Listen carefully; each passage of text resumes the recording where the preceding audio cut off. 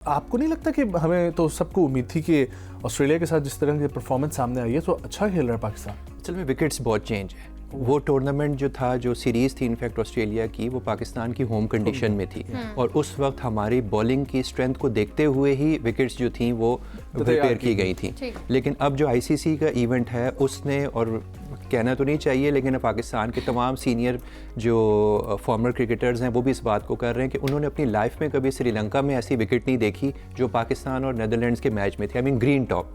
तो हमारी स्ट्रेंथ को किसी सूरत में भी आईसीसी जो है वो बैक नहीं करेगा और वो हमारी स्ट्रेंथ जो है वो हमारी स्पिन बॉलिंग है। और स्पिन बॉलिंग के हिसाब से आपको, मेरा नहीं ख्याल कि अगले मैचेस में भी विकेट्स मिलेंगी जो कि आपको सपोर्ट कर सके। अच्छा, आप बाबर आजम की परफॉर्मेंस के बारे में वैसे क्या कहते हैं?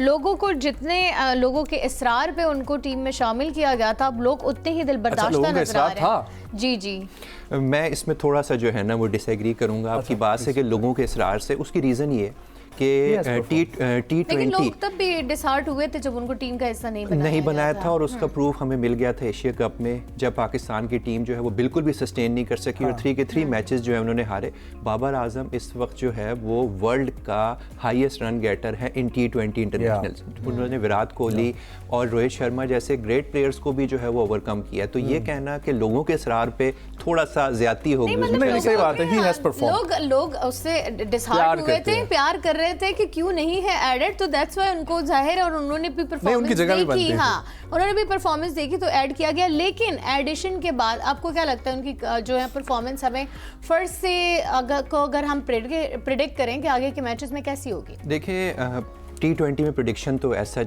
मुमकिन है नहीं, बट स्टिल अगर हम ये देखें कि जो विकेट्स हैं और जो पोजीशन है और जो उनका रोल है टीम में, वो उनके लिए टेलर मेड है।